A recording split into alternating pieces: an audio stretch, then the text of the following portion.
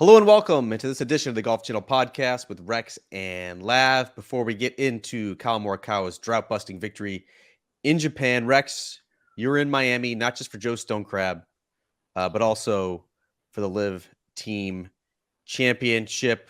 We'll first get into some of your takeaways on LIV and where LIV goes 2024 and beyond. But what were the questions you wanted answered? Did you get answered? And what was the general sense of a Golf Channel reporter being on site at a LIV event? I just told you this before we came up. Normally, I don't care. There was a couple of people who went on X, formerly of Twitter, and pointed out that there was a Golf Channel person at a LIV event, and I didn't mind. It's not like I was trying to hide it. We talked about it on the podcast last week. I have a dateline on all my stories. It's not like it was a big secret, but I will give credit to one guy. I can't even remember what his handle was, where he took a picture of me walking down the fairway. I was following the Phil Mickelson match on Friday, and he noted correctly that I had a World Golf Championship notebook in my back pocket. And I was kind of like, okay, now you guys are now it's intrusive. It was interesting to me. I know I didn't get the answers to the questions I wanted, and it was kind of twofold. Well, don't bother submitting the expense report. Yeah, no kidding. I guess I made the rounds, and I'm going to write it today. It's probably going to run tomorrow on NBCSports.com/golf. But I think what I wanted to know is from a LIV player perspective on December 31st, when this agreement, let's assume it happens on December 31st. I don't believe it will, but let's say something does happen on December 31st in the framework agreement to definitive between the PGA Tour and the Public Investment Fund of Saudi Arabia. In a perfect world, what would a LIV player want that to look like? And that's kind of what I made the rounds out. Some players that I talked to actually had pretty decent answers. Like you can tell Bubba Watson had spent some time thinking about this. You could really tell Bryson DeChambeau had spent some time thinking, I miss him. I do. So I'm just going to put it out there. Like there's actually some players on LIV that I miss covering on the PGA Tour. Not necessarily personality-wise. There's a couple on LIV that I miss personality-wise, but like these guys by and large are content kings. Bryson was a gift from the content gods. Bubba Watson, love him or loathe him, was a gift from the content gods. Brooks Koepka, love him or loathe him, gift from the content gods. Patrick Reed, like you can go on and on. I miss those players, not necessarily for their skills, for their personality, but like in the content business, these guys are home runs, all of it. Oh yeah, no, I miss all of them. You're right. Speaking of Brooks, he gave me the stiff arm when I went to go ask him some of these questions, and the reason is he doesn't like not chill at all. He doesn't like some of the things that were portrayed in a recent book about him. We can get into that later. But my takeaway was, it was kind of twofold. One, I've come to understand that everyone looks at this particular situation, whatever the agreement's going to be, through their very specific lens. And whether if that's a PGA Tour player or an official on the PGA Tour or you and I or a LIV player, whatever the case may be, I'm amazed that there is no middle ground on this. I'm less convinced now than I was a week ago when we had this conversation that there's ever going to be an agreement. Because my biggest takeaway, and look, there was, like Bubba had some good ideas. Bryson had some good ideas about maybe how the two sides could come together, and they had some theories about it. But left sort of unsaid, but just below the surface, sort of bubbling up, was the idea that none of the players want there to be a framework agreement. I mean, a definitive agreement. And I could probably say the same thing about players on the PGA Tour side for any number of reasons. It actually got me thinking on the long drive home from Miami, like who actually does want this to work out? I know that there's some really hardworking PGA Tour employees led by Tyler Dennis, and then probably some folks on the PIF side who want it to happen because they're negotiating, they're trying, they're investing, big parts of their life into this. But outside of those principles, I just don't see how any of the different competing interests involved want anything to do with this. If it was up to the PGA Tour players, if it was up to Rory McIlroy, my guess is he just assumed there not be an agreement. If it was up to, and I don't even want to call anybody out, if it was up to Phil Mickelson, trust me, he would much rather there not be any type of agreement. And I think most players fall in that category. It is interesting. I mean, we're slightly more than 2 months away from the December 31st deadline to get the framework agreement across the finish line. Of course, that can be extended. I mean, there's basically 3 scenarios, right? Like, I think it's pretty crystal clear at this point. You either consummate the deal as is before December 31st. What does that mean? Well, you're not even, like, you have to go beyond as is, because There is nothing as is. There's a piece of paper that said we want to talk. That's the extent of as is. Well, there's supposed to be the gateway for LIV players. You're supposed to have the PGA Tour help. Like, you know what I mean? So essentially just consummating any sort of deal before December 31st. That seems unlikely. Second scenario is PIF agrees to alter the deal, and in addition to allowing like an influx of private equity money, a scenario that probably seems more favorable to U.S. lawmakers who are already scrutinizing this potential partnership as is. So that's the second one. It would kind of dilute the Saudi influence. And the third one, the one that perhaps while you were there in Miami, it seems like the most likely at this point, is that the agreement just falls apart. That the tour, secures outside investors. It puts up the $1 to $2 billion that PIF was going to invest anyway, and the two tours basically just continue on their parallel tracks. The PGA Tour doing what it's supposed to do in 2024 and beyond anyway, and PIF, the financial backer of LIV Golf, continues in perpetuity that way.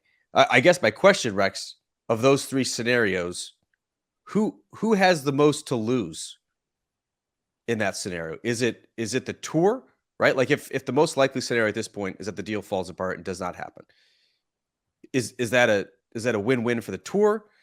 Is that a losing proposition for the tour? Does PIF and LIV Golf, is that a big swing and a miss? Like what's your sense? Well, this is a simplistic answer. First and foremost, I think the fans are the ones that lose right off the top, because we had this conversation last week. We'll probably continue to have this conversation last week. If you don't have the best players in the world competing against each other on a regular basis, that's bad for the fans. It's bad for the product. And this fractured product has denied everyone of that. Now, you can sit here and we can split hairs about how many top players are actually on LIV Golf versus the PGA Tour. But I think we can all agree that, look, there is an element on LIV Golf that are still the best players in the world. And that when you have an event this week or last week in Japan, for an example, and the best players aren't there, I can say that the fans get hurt on that. Probably to answer your question directly, it's going to be the PGA Tour. If nothing comes from this, if, as we've both speculated, the idea this was 3D chess, and the only reason they even went down this road is to make the lawsuit go away, which I think is a realistic thought, because both sides were highly motivated to make that thing go away for a lot of different reasons. And if the end game is going to be make the lawsuit go away, and then on December 31st, essentially we get to go our separate ways and we go head to head and see which product is better. I think in the long term, the tour is probably going to get hurt on that. One, I don't know how private equity works. The only reason this is a good deal right now, based on everything that transpired leading up to June 6th, is because private equity wants an immediate return on investment. They're not giving this money away just because they want to get involved in golf. They want a return on investment. Whereas the PIF might say they want a return on investment, but I think they're much more at ease with the idea that, okay, $2 billion today, and then maybe 10 or 20 years from now, we get some of that back. The tour's never going to find a sweetheart deal that sweet anywhere in the world of finance. So, and I can tell you that if it does fall apart, if December 31st comes and goes and there is no agreement and they decide to go the other way, the word around LIV is that they're going to double down, that they're going to continue to do what they were doing before, which is go after top players. Phil Mickelson alluded to this last week, that even though it's supposed to be kind of a truce and they're supposed to not be recruiting other players, according to Phil, according to a lot of the other players I talked to at LIV, that there's a lot of interest on the PGA Tour side. I was called by an agent last week specifically asking about specific players. How much do you think they would pay for this guy or that guy? And if the tour gets into that long-term battle again, where they were 6 months ago, I think Jay Monahan has admitted to it. Jimmy Dunn has admitted to it. We all kind of know it's a battle you can't win long-term. Like, we remember this summer on Capitol Hill, it's either Jimmy Dunn or Ron Price that LIV in the PIF has the potential to just bleed the PGA Tour dry and just poach player after player after player. And eventually in 5 or 10 years, the LIV Golf is where all the top players go. I'm not so sure that the PGA Tour would actually lose in this scenario, Rex. I remember you jumping all over me on the podcast sometime this summer, right around the time that Tiger joined the PGA Tour policy board. To me, that seemed like a hint that he was getting on board with the sole purpose of trying to get outside investors, either, again, to help dilute some of the Saudi influence or just to eliminate it altogether. He's made no secret his disdain for the PIF and LIV Golf in particular. I think with some financial backing from private equity money, like the tour could be in good shape. You have the signature events that bring together the best players on the PGA Tour in their biggest markets, on their best golf courses. At least for now, the top players all seem to be rowing in the same direction. There doesn't seem to be the same sort of dissension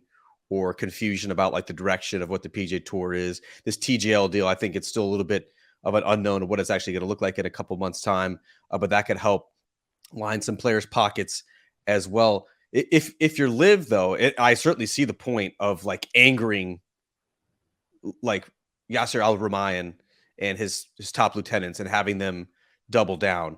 But like if this deal falls apart, LIV is still fighting the exact same battles. They're still fighting for attention. They're still fighting for sponsorship. They're still fighting for world ranking points. They're still fighting for another mass exodus of the PGA Tour's best players. All of those, to me, are more unknowns at that point, and just riddled with question marks. But I think the PGA Tour could actually be in a pretty strong position with an influx of private equity money.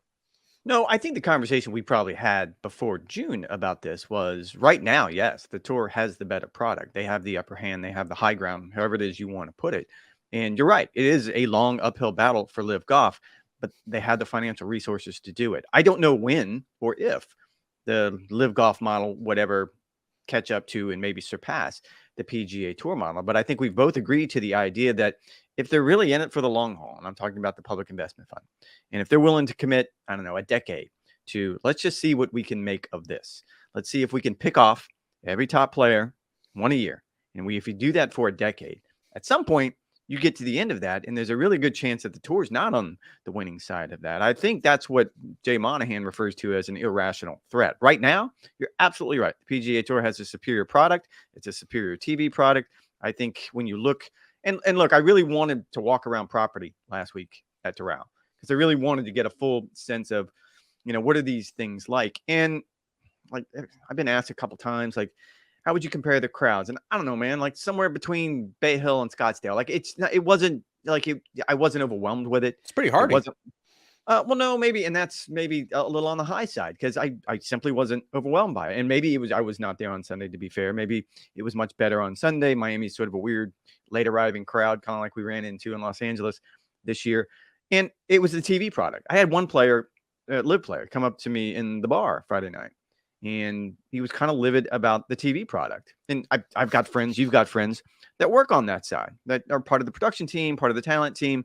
And the only argument I made is, it's brand new, dude. You kind of have to give it some time. I don't know what it becomes, and I don't know what the thought process is.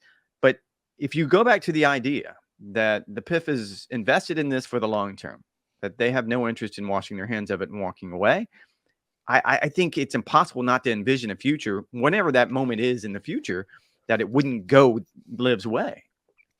But to get to the long term, you have to have you have to have a successful short term. Like it can't continue like it has for the next 2 to 5 years. Like it's a juiceless product.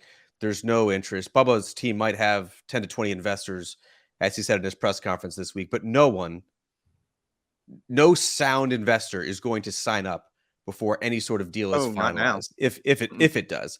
Now, yeah, I totally agree. Like if there is a deal, if they agree to go their separate ways, maybe one does, and then I think it's easy to see how other companies would sign up with DJ's team or Phil's team, whatever the case may be. That's one separate issue. But like the world ranking thing is not going away. Like I think there's only 5 players on LIV who are exempt into the major championships in 2024. Everyone else, including Taylor Gooch, who just walked away with $35+ million, had the best year of his career, is 30th in the data golf rankings, is not exempt for a single major championship in 2024. Will that change? Will some of the major championships alter their criteria? It's certainly possible.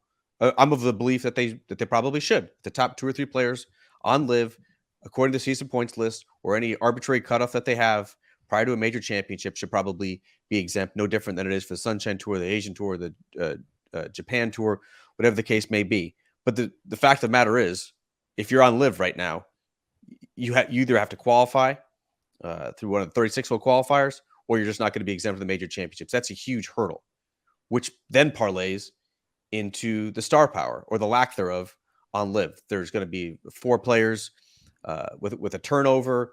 You could have maybe 6, 7, or 8 other openings available. But like, where are these players going to come from? You have, I think, probably plenty of disgruntled players on the PGA Tour who either don't like the way that the LIV deal, the PIF deal went down on June 6th, or they don't like the fact that there's now this cutoff for the top 50 of the signature events. Could you see some players 51 through 75 who want to go jump over to LIV? Maybe, but like they keep promising, these big name players. It's the exact same rhetoric they had last year. They did deliver it last year, and it's hard to imagine any scenario in which they would nab a big name player this year. I think the world ranking conversation, that ship has sailed, at least in most people's minds on that side, simply because, and I think we had this conversation last week, where why don't you just give them what they want? The world ranking I'm talking about. Why don't you just go to 72 holes, and why don't you just do a Monday qualifier, whatever the case may be, to open up the shop? Just add 2 teams. I think adding 2 teams creates enough promotion and relegation.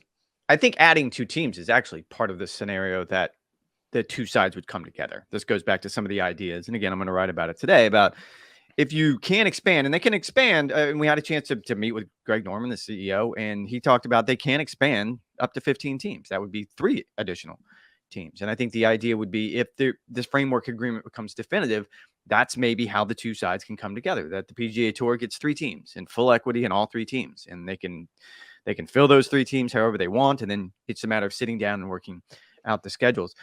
To your point, I don't think they're going to be focused on the world ranking because it is an issue. I don't think it is the issue. I think going forward, it's going to be how they decide to allocate their resources. If they want to go after, for example, a Hideki Matsuyama, he is going to be a massive ticket item. Like we've already kind of heard the rumors about this, and it's someone that they have really focused on. Someone they put a pin in and decided that's someone we want to go after for obvious reasons. You're not getting a top player. You're getting an entire region of the world that sort of kind of to take an event to. Like, imagine taking an event to Tokyo if you sign Hideki and he has his own team. So it all makes sense. But from there, it's a matter, and we've had these discussions before, like, how do you want to pick apart? Do you want to try to pick a top player every year? Or wouldn't it be better if you focused on whoever the next, I don't know, Ludwig Aubert is, or Gordon Sargent, or whoever the case may be? Let's pick off 1 or 2 of the top college players every year for the next decade. And you're simply going to starve the tour of talent. Eventually, all those top players are going to be in their mid-40s. And you're going to be looking back trying to figure out, how did we become so old when there was a point right now when every top player feels like he's 25 and below? But what's the selling point for a top player to go to? But that has not proven to be an intense motivator for, I would say, a certain caliber of star player on the PGA Tour, who's not as much motivated by money as they are their place in the game and history and competing for the biggest titles. If you're a Gordon Sargent or a Michael Thorbjornsen, one of the stud players on Stanford, who at least right now, if the season ended right now, he would be ticketed for a PGA Tour card for a season and a half. I'm not sure that $75 million would entice them all that much, because you're essentially making the same decision that Eugenio Shikara and David Puig did. These players are immensely talented. They're both under 25. They would appear to have a lot of competitive runway ahead of them. And yet their only way to get into major championships moving forward is to try and get through the 3 stages of qualifying for the US Open or the Open Championship. Masters, not going to happen. The PGA Championship, unless they somehow mop up in other events that award world ranking points to get inside the top 100, that's not going to happen as well. So like the carrot that they're dangling, it has to be more than just money, which is why I think the world ranking decision was so huge. Like, they're not going to be allocated a ton of points anyway, right? Like, it's not like you win a LIV event and all of a sudden you jump from 75 to 25. Like, that's not the scenario that you're going to have. But the fact that runway is blocked, to me, I think was a huge setback for LIV Golf and trying to entice players who are both superstars currently on the PGA Tour, and I think the future stars of tomorrow. No doubt. And I think internally, that if you talk to officials with LIV Golf, if you talk to players, they kind of knew it was coming because they know that from the other side. I think this is what Phil Mickelson is sort of alluding to when he talks about this is move 6 out of 21 in the chess match between 36. So, okay. So whatever the case may be, I think that's what he's alluding to. The idea that this was probably the PGA Tour's biggest chip. And this was the card that they could always play. And I think you're right. It's certainly in the short term, you're not going to have players that do it, at least players of that level, of that caliber, who are going to do it only for money. But I think if you keep chipping away, again, this is the total long game. And this is kind of assuming that the PIF wants to be in it for the long game. And this is assuming that the well doesn't dry up and you can continue to do this. I think eventually there does become a time, and it's a combination of factors. One, the PIF is a bottomless bucket of monopoly money. We've already addressed that. And the other side is, if you take Jimmy Dunn at his word, if you take Jay Monahan at his word, they don't have the resources to continue to compete with that. And that's in the short term. I'm not even talking about over the course of a decade. You're having to come up with, here's the example that one tournament director told me, that they want $8 million more for a signature event purse above and beyond what they're already paying. And this tournament director's take was, I already get that field. So tell me what my $8 million is giving me above and beyond what I was already getting. That's a problem. And the PGA Tour is going to have to address this. You're absolutely right. In the short term, I would imagine every young, hot player coming out of college is going to see dollar signs, and they're going to realize that those words from Rory and Jon Rahm to a certain degree are going to resonate, that you play for majors, you play for titles, you play for legacy. I don't know how long that lasts, though. I'm not sure that LIV Golf and PIF are an endless pit of money. Obviously, they have resources that the PGA Tour do not, but they also did tighten the purse strings in year 2. That's a big reason why they weren't able to nab as many hot players. Like, these are very, very shrewd businessmen. They're not necessarily lighting money on fire. I am just curious, I think as everyone else is, to see how long the leash will be, if there is a deal to be had before December 31st, if it gets extended, whatever the outcome will be. Make sure you go to NBCsports.com/golf for all the latest news on that front. Rex, how about one of the stories I did want to touch on? I think it was one of your best stories that you worked on this entire year. It was about Matthew Wolff. I would argue Brooks Koepka is the most high-profile player on LIV Golf. Won a major championship, nearly won a second one at the Masters, the 54-hole leader at Augusta National, and yet he's going to have some significant turnover on his team, losing both his brother Chase Koepka, who was one of the 4 worst players on LIV, and thus was relegated basically to no man's land competitively, and Matthew Wolff. They seem at odds with each other. That has been both private and publicly playing out in interviews. I mean, Matthew Wolff, I covered him in college. I wrote a pretty glowing profile. Did a pretty glowing TV piece as well. Huge expectations for him, but it seems like he's just a little bit lost. He's a player who has a lot of fan attention because of his youth, his good looks, and his immense power off the tee. What did you find out in regards to Matt Wolff and kind of what his future is and the future of Brooks Koepka's team? I think you and I discussed this last week, where Brooks, and this started in July when Brooks essentially said that, that they're playing with 3 men and that he'd given up on the golf course. He's referring to Matthew Wolff. And at first I kind of thought it was just Brooks being Brooks. I mean, here's a big alpha that wants to prove to the world that he's a big alpha. And in this particular case, he kind of piled on last week before the team championship.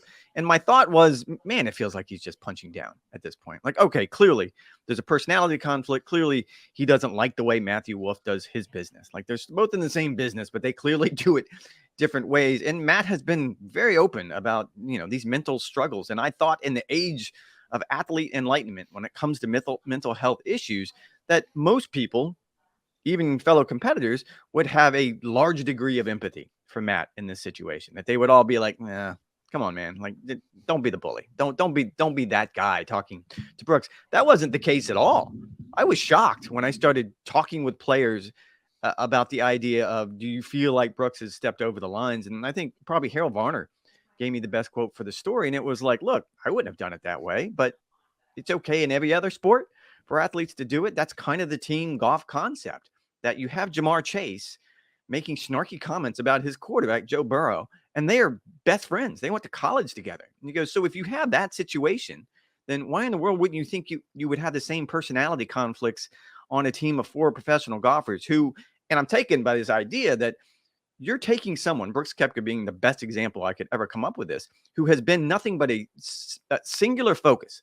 Like, I need to be as selfish as humanly possible to do the incredible things I do on the golf course and in the major championships. And now you've plopped him into a role where not only does he have to be that singular selfish person, but suddenly now all of a sudden he's got to worry about 3 other bodies. And he has a GM and he has an entire franchise that's around him. He's almost a CEO at this point. Like, whatever becomes of this, that's essentially what we're asking him to do. And it is interesting. Like, other captains that I talked to were like, Bubba being the primary example, was like, look, man, I've gone through my issues. I feel like Matt just needs a hug. Like, he just needs to hear things differently than what Brooks is saying. And he goes, but he was really quick to say Brooks has tried everything he can. Like, there's nothing that Brooks has done that I think was out of bounds for his fellow competitors. And I found that fascinating. I've said it on a podcast a couple of times. Like, one of the main appealing aspects to me of LIV Golf is all the stuff on the periphery, and having like different managerial styles, head coaches, whatever, owners, whatever kind of position you kind of related to in other sports. Like, Brooks is basically the Bill Belichick, right? Of like his team. It's no nonsense. It's discipline. There's a certain code of conduct that you expect. Whereas Bubba would have Thank you very much for my 300th victory. It's very exciting. As you can tell, I'm over the moon over my 300th victory. Versus like Bryson DeChambeau, whose team won the team title as well. It's more of like a Mike McDaniels, Andy Reid, like, we're all welcome here. What sort of weird things do you want to get into and draw and put on the drawing board for this next week's tournament? Like, I love that. I don't think the team aspect works for everyone, though. I think like Bryson has actually been rejuvenated by having teammates.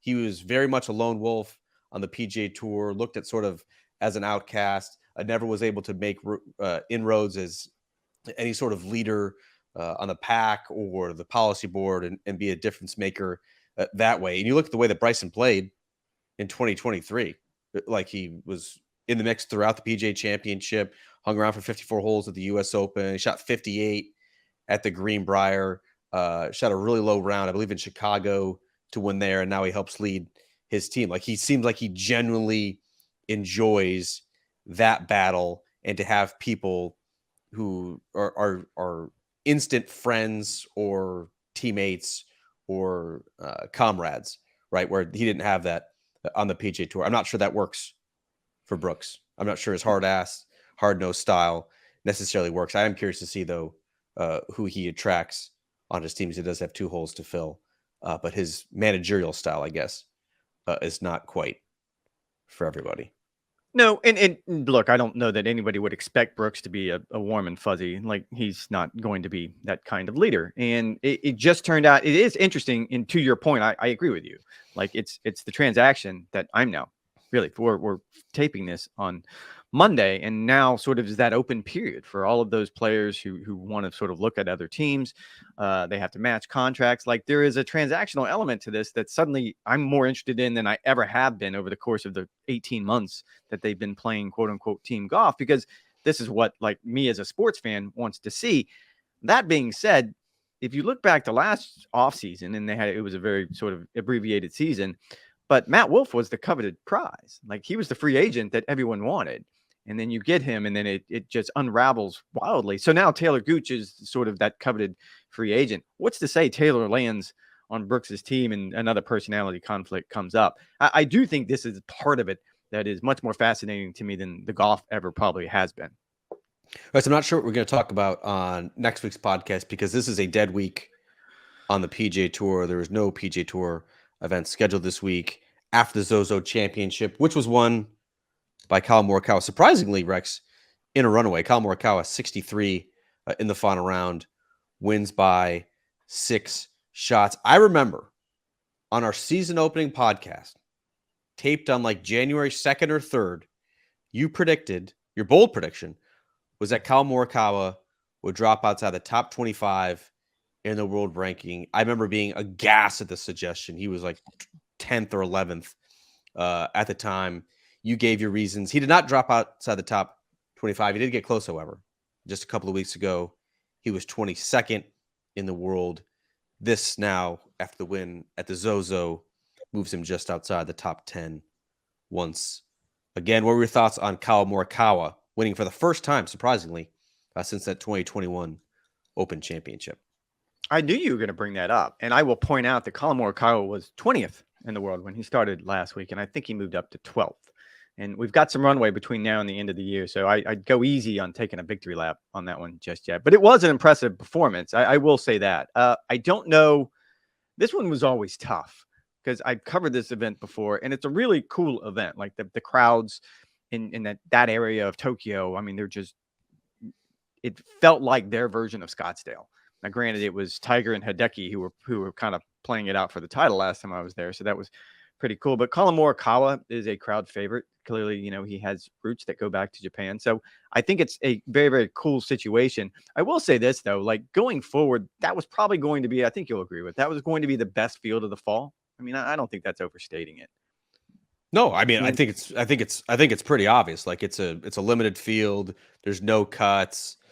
Zozo has been a good sponsor for the PGA Tour. It's a slightly elevated purse, perhaps because of the distance that players have to travel. Like, yeah, like if the top players are going to play one, it's going to be the Zozo. And I just will say it was kind of interesting to me how it sort of fell on the schedule. I don't think there was an elevated level of interest to match the elevated field for the fall. Like in my mind, I'm still looking forward to those last two events where guys are really starting the stories beyond the guy who's winning is, and we've talked about this, 125, 150, top 60, whatever the case may be. There's going to be so many different elements of that. I checked in every night, but I don't think I tuned in to watch it, even though you're right, it was a commanding performance. And maybe that kind of factors into it why I didn't really pay attention to it. But that one's tough. If it's going to be the best of FedEx Cup fall, and that's all one word, FedEx Cup fall, and you have Cup fall. You have two capital F's and a capital C, and it's all mushed together as one big amalgamation of a word.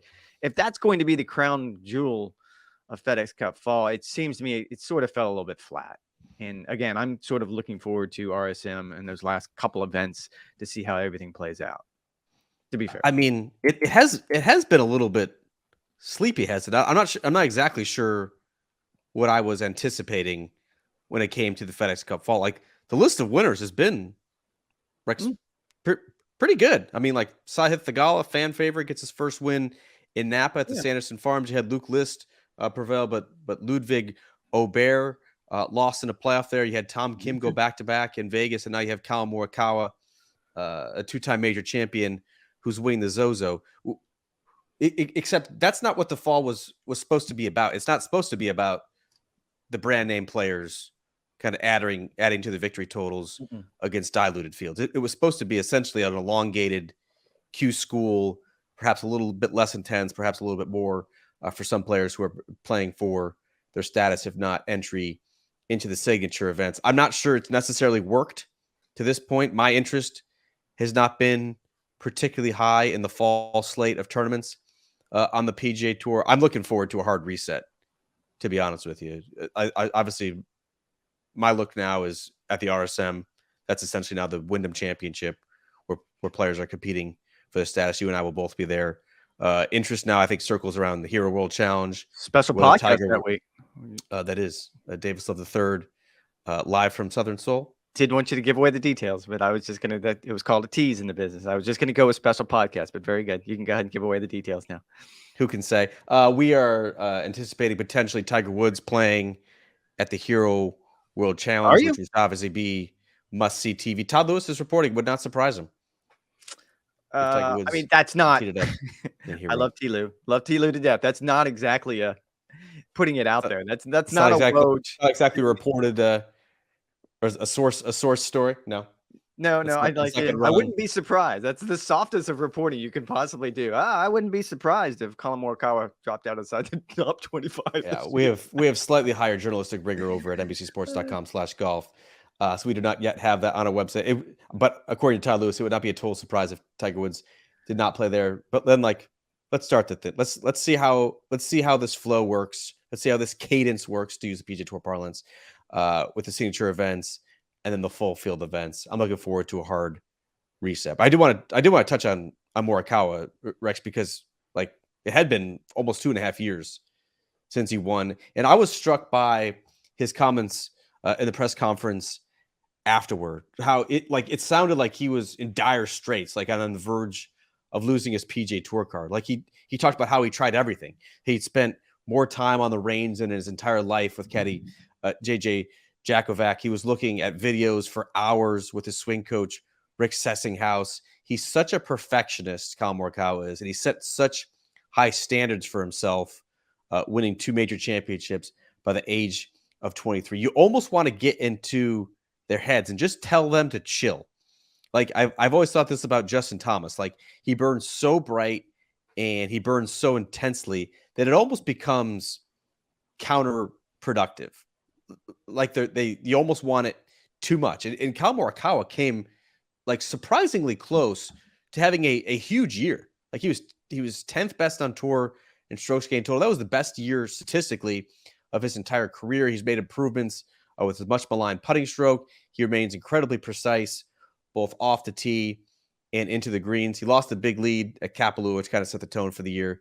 He nearly won again at Torrey. He had a high finish at Riviera. He lost in a playoff to Ricky at the Rocket Mortgage, and now he wins the best event of the fall at the Zozo Championship. Are you expecting a big-time bounce back for Morikawa? Can he get back inside the top 5, top 10 in the world where he was just a couple years ago when he had the chance to get to world number 1? I wouldn't be surprised. I wouldn't be surprised. Wouldn't be surprised. Yeah. I think he certainly can. He's talented enough. Although I will point out, and this is what I keep going back to, and I think this is where we ended up with you kind of boxing me into that top 25 corner, was as good of it as a long iron player as he is, and he is sublime. He's Tiger Woods-esque when that part of his game is on. You said the putting's improved. Actually, statistically, he's putting worse this season than he did last year, even though he ranks higher compared to the rest of the field. He's giving away more than he did last year. And so I don't know if that's a part of his game that's really gotten that much better. I think you're right. I mean, he's clearly a tireless worker, and I think there is something to what you say about the Tiger Woods effect that it had on this generation was you're always getting better, right? It's always 1% every day. You're moving in the right direction, whatever that takes. And in Tiger Woods' case, it was a lot of swing coaches. It was a lot of different things with his body, different things in the gym. And I think players of this generation sort of took that to heart. And sometimes, just like Tiger Woods did, they go over the top. And I think you're right in the case of Morikawa, certainly probably in the case of Justin Thomas, that you can probably want something a little bit too much. And that sometimes kind of taking a step back and look at things in different ways, probably a really good idea. No, I think he definitely can get back into that top 10 perennial sort of winner, getting back into the winner circle, maybe even winning another major championship. But putting is still an issue. It hasn't gone away. And at this point, I mean, he's been beset with this his entire career. He's always been. Is what it is? Is that what you're saying? Kind of. He's always been a sublime ball striker, always been a preeminent ball striker. The fact of the matter is he's never been better than an average putter. Now, on the weeks where he is great on the greens, he didn't have shot link statistics at the Zozo Championship, but he said post round, this was the best putting performance that he's had in months. You look at the major championships that he's won both times. He ranked first in the field in putting. We have a large enough sample size because this is Collin Morikawa's 4th year on the PGA Tour. When he puts well, more than likely than not, if he doesn't win, he's certainly going to be a significant factor on Sunday. It's all about turning what is a weakness, basically just make it neutral. Just don't lose it on the greens. That's the point that we've gotten with Collin Morikawa, just like we got before with Victor Hovland and some of his short game woes. And I don't buy into it is what it is. And maybe it is. I mean, maybe 5 years from now, you can wag your finger at me on this one, because the idea that it is what it is, Lucas Glover would like a word, to put it simply. Here's a guy who we would. But do you think Lucas Glover's putting has staying power? I mean, anyone can find a fix for 2 or 3 months. I don't know. Anyone we'll find can out. do that. It will be interesting to find out because there's a level of confidence now with Lucas that hadn't been there really since he came out on tour. It hadn't been there since he won the U.S. Open at Winged Foot, and it did kind of come out of nowhere. Now it started to build late in the year, late in the summer, and then obviously what he did through the fall. But this is that I'm using that as an example because he is such an extreme example. It's not as though he was middle of the pack. I can argue that Collin Morikawa, by and large, is middle of the pack when it comes to putting. Lucas was at the very, very bottom of the pack. I mean, anytime you're covering your eyes like it's a car crash when he's got a 3 or 4 footer, like that does not bode well for a PGA Tour player, and that simply wasn't there towards the end of the season. This is the 1% thing as it applies to Collin Morikawa. You're right. Instead of giving away 0.1 strokes to the field putting, if you can find a way to only give away 0.05 strokes to the field, that's a world of difference. Like Collin Morikawa's putting issues have not been for a lack of effort. Like he's tried everything. He's talked repeatedly about these mini breakthroughs, whether he tries the claw, whether he tries the saw, whether he goes back to conventional, whether he works for 2.5 hours on the putting green as he did at the Zozo on Wednesday, found something, won't share it with the press, whatever the case may be. Like they can putt well in spurts. The difference between the Rahms and the Rorys, Sky's not a great example because he's struggling with his putting right now, but the Xanders in the Cantlays, like those guys are consistently good or above average on the greens. It's not just putting well in spurts, and that's why they win. If he can somehow, Collin Morikawa, if he can somehow get to that point and not just have this Lucas Glover blip of 2 or 3 months of great putting, I'll be curious to see. I'll be curious to see what he can unlock. Rick, I'm not sure that you can actually see this. I see it. But I am wearing a Georgia shirt this week. It is Georgia, Florida. How's that tied into your? I do have tickets. Brock Bowers I offered to give him my left leg. He graciously turned it down. I'm a little bit nervous. Georgia football has not lost in Lily Lavner's lifetime. Like that's how long it has been since Georgia has lost a game. This has been an incredibly blessed period to be a Bulldog, but I'm nervous. For as much as Georgia's schedule was maligned at the beginning of the year, it's now looking like a murderer's row between Florida, Tennessee's on the road, Ole Miss at home, Missouri looks better than I think anyone anticipated, and then assuming they can get through there either unscathed or just one loss and still win the East, Alabama more likely than not is waiting in the SEC championship game. A loss is coming. I don't know when it's coming. But I sure hope it's not on Saturday against Georgia's most bitter rival. Rex, what was on the grill this weekend? What will be on the grill? Because I know for a fact you'll be watching the Georgia-Florida game, the world's largest cocktail party. Do you think anybody cares about your angst when it comes to your University of Georgia Bulldogs? Not even a little. Not even a little. But this is our podcast. I dominate the discussion on this podcast. This is my time. Dominate this discussion. I won't bore you with details from the UCF game last weekend. It was just Gus Malzahn being maximum Gus Malzahn at the very end, but I'll still take it. They were 17.5-point dogs. You know what? You know what the truth is, Lav? No. Say it with me. Good teams win. Great teams cover. Don't know. Is that a gambling reference? Yeah, if it is. You would not have gotten that. You and I traded some fun picks on Sunday on the Snappy Chat. You looked like with just a magical rack of ribs. It actually looked. My mouth started watering when you sent me that picture. That looked good. This was a big weekend, Rex. I'm not gonna lie. This was like the first full weekend I've had at home with no obligations, no one visiting in a long time. I used 4 grills in 2 days. It began with a Blackstone breakfast. I made those pellet smoker wings that we talked about on last week's podcast, where you'd go from 0 to 400. I did grilled clams on the PK, which were phenomenal. Steamed with a little bit of beer. I did like a Waffle House style grilled cheese and bacon, which was delicious for lunch yesterday. And then, yes, as you mentioned, fired up the Workhorse 1969. Shout out Chris Gentry for delivering that from Gentry's Barbecue in Orlando. Go check him out if you're in need. But smoked for like 3 hours. Smoked him for about 2 hours at 250 until the rub was set. Wrapped them in foil to get them tender. Pulled them off after about 45 minutes when they were hitting about 206. Did you do just like apple cider vinegar or nothing? Yeah. Oh, I spray them just to keep them moist, and then throw them down. But I don't put butter in there. I don't put honey in there. I don't put brown sugar in there. Used to do that a couple years ago. They're just so sweet and sugary. Like it feels like you're eating candy. And like I could easily take down an entire rack of ribs myself as long as they're pretty bare bones. But the flavor was on point. The workhorse Rex. I was scared. I was scared getting an offset. I watched a lot of YouTube videos. I read a lot of online forums where people really scare you into thinking like it's so hard to manage a fire, and all these horror stories about getting that bitter, acrid taste all over your meat. If like you certainly have to pay attention, right? Like you have to throw on.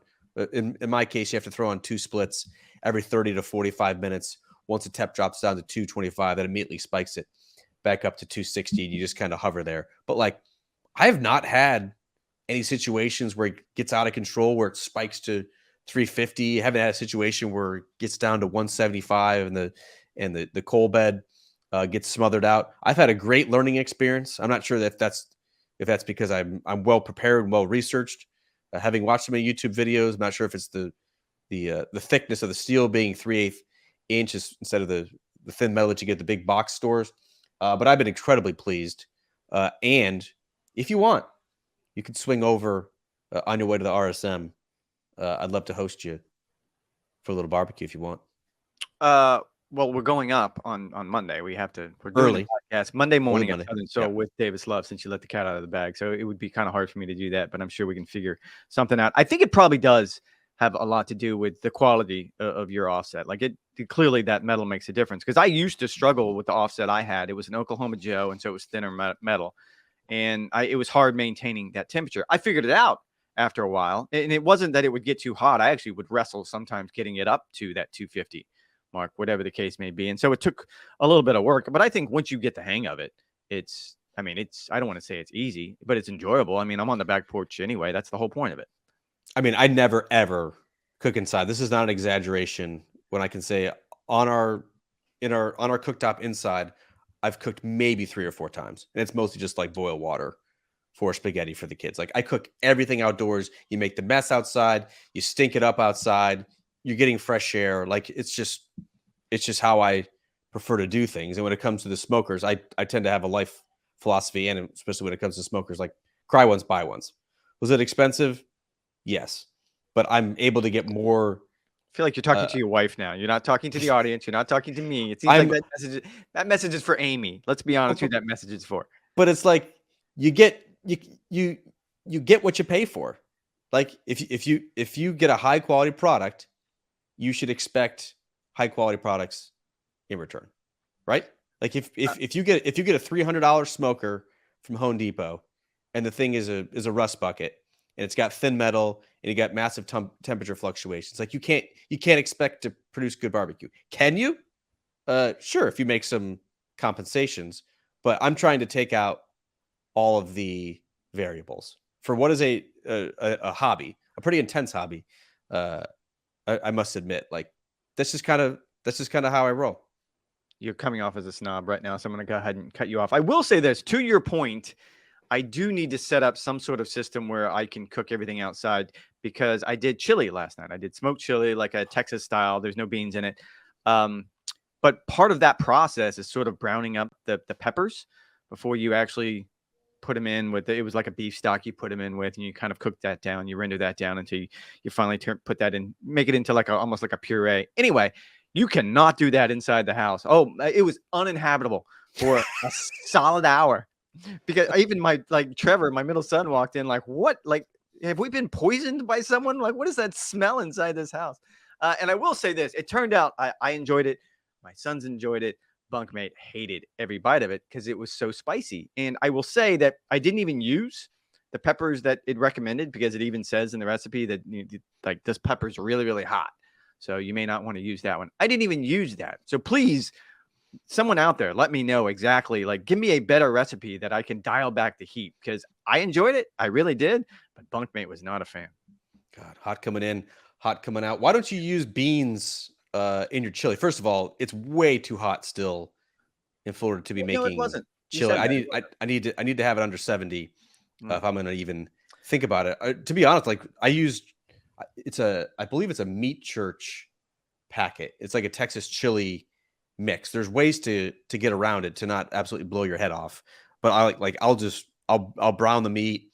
I'll throw it in a Dutch oven.